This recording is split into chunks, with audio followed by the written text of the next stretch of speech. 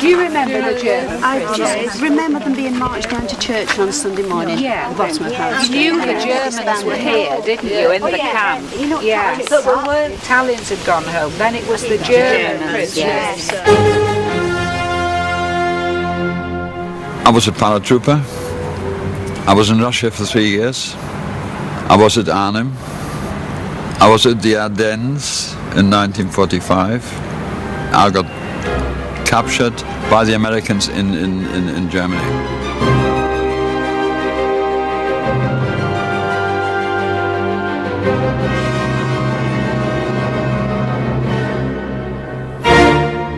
Ich bin gefangen genommen worden in Normandie on D-Day.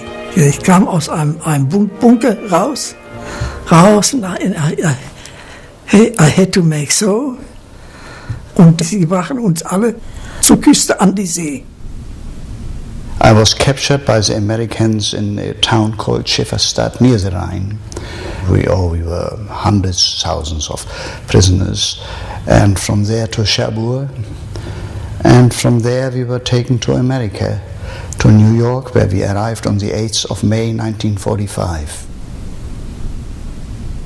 To cut a long story short, we were then in 1946, in February, shipped from Long Beach, California, the big naval base, down the Pacific, through the Panama Canal, across the Atlantic. Halfway across the Atlantic, it came the announcement, we are making for Liverpool, England. And there, the first thing that greeted me were looking down the side, and there were people walking about, newspapers in their hands and eating out of it. And I turned round to this American next to me. I says, what's to do? He said, oh, these limeys, they're eating fish and chips. Never seen anything like it before.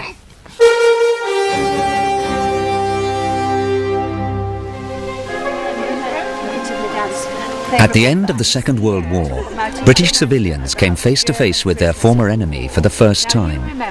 On the outskirts of virtually every town, there was a German prisoner of war camp.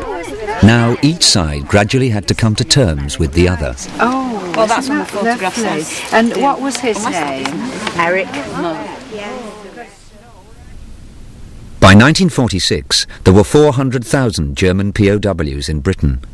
127,000 of them had already been prisoners of war in America and were transferred here to repair the damage done to Britain by their side.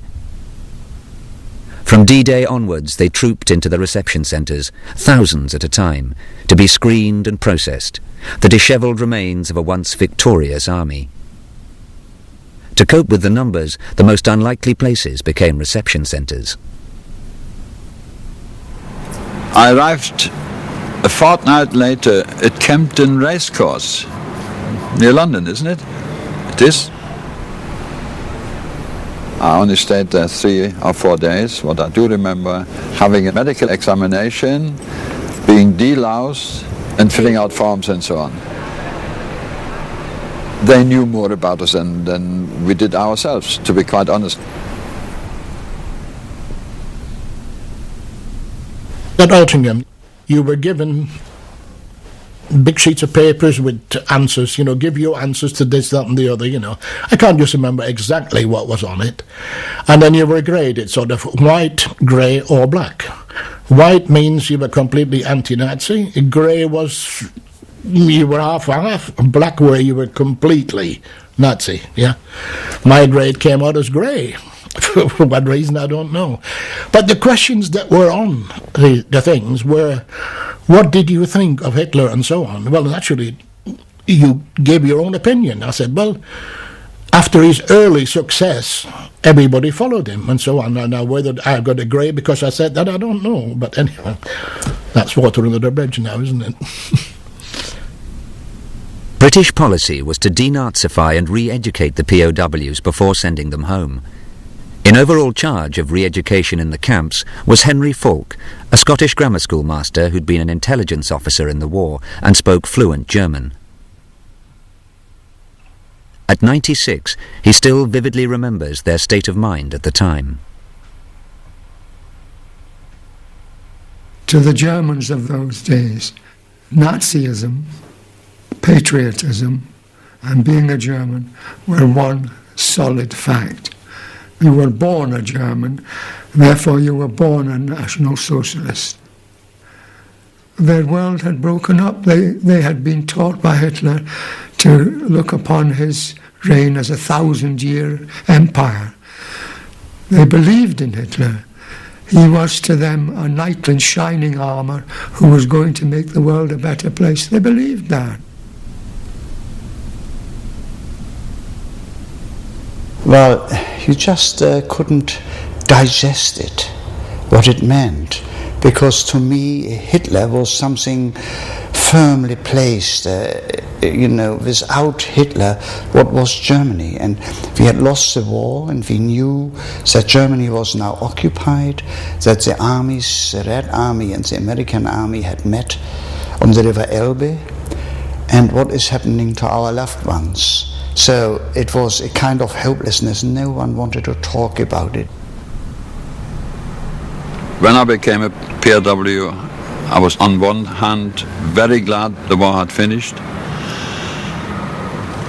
I was dejected, not knowing what was coming, how the English would react.